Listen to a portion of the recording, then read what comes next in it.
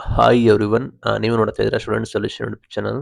OPS old pension scheme ನೀವು ಜಾರಿಗೆ ತರಲಿಲ್ಲ ಅಂದ್ರೆ ನಾವು ಕರ್ನಾಟಕ ಬಂದ್ ಕೂಡ ಮಾಡ್ತೀವಿ ಅಂತ ಹೇಳಿ ಸರ್ಕಾರಿ ನೌಕರರ ಸಂಘದ ರಾಜ್ಯಾಧ್ಯಕ್ಷರಾದ ಷಡಾಕ್ಷರಿ ಸರ್ ಅವರು ಅನೌನ್ಸ್ಮೆಂಟ್ ಕೂಡ ಮಾಡಿದ್ದಾರೆ. ಸಂಪೂರ್ಣ ಮಾಹಿತಿಯನ್ನು ತಿಳಿಸ್ಕೊಡ್ತೀವಿ. ಆ ಚಾನಲ್ಗೆ ಸಬ್ಸ್ಕ್ರೈಬ್ ಆಗಿ.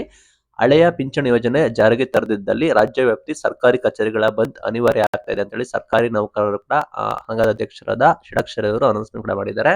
ಅಖಿಲ ಕರ್ನಾಟಕ NPS ನೌಕರರ ಸಂಘದಿಂದ ಭಾನುವಾರ ಒಂದು ರಾಜ್ಯ ಮಟ್ಟದ ಕಾರ್ಯಕಾರಿಣಿ ಸಭೆ ಕೂಡ ಅಲ್ಲಿ ಇಡ್ತಾರೆ. ಅಲ್ಲಿ ಈ ಬಾರಿ ನಮ್ಮ ಹೋರಾಟ ಸಾಂಕೇತಿಕವಾಗಿಲ್ಲ, ಇಡೀ ವ್ಯವಸ್ಥೆಯನ್ನು ಕೂಡ ಸ್ತಬ್ಧಗೊಳಿಸ್ತೀವಿ, ಕರ್ನಾಟಕ ಬಂದ್ ಕೂಡ ಮಾಡ್ತೀವಿ.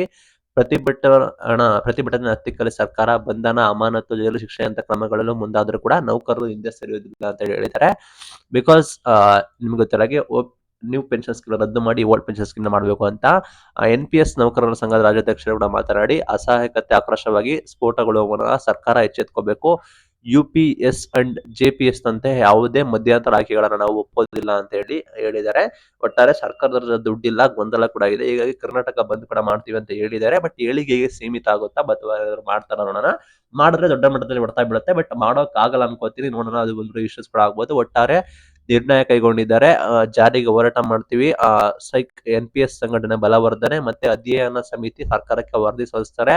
ಬೆಂಗಳೂರಿನ ಅರಮನೆ ಮೈದಾನದಲ್ಲಿ ಆಯೋಜಿಸಿದ NPS ನೌಕರರ ಸಮ್ಮೇಳನದಲ್ಲಿ ರಾಜ್ಯದ ನೌಕರರ ಭಾಗವಹಿಸುವಂತೆ ಸಂಪುಟನೇ ಸನ್ನದ್ಧವಾಗಬೇಕು, ಯಾವುದೇ ದೇಣಿಗೆಗಳನ್ನು ಸಂಗ್ರಹಿಸಬಾರದು ಅಂತ ಹೇಳಿದ್ದಾರೆ.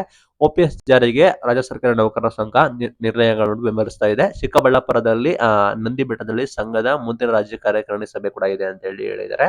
ಒಟ್ಟಾರೆ ನಾವು ಕರ್ನಾಟಕ ಬಂದ್ ಕೂಡ ಮಾಡ್ತೀವಿ ಅಂತ ಹೇಳಿದ್ದಾರೆ. ನಿಮಗೆ ಏನ್ ಅನ್ಸುತ್ತೆ ಅಂತ ಹೇಳಿ ಕಮೆಂಟ್ ಮೂಲಕ ತಿಳಿಸಿ. Thank you.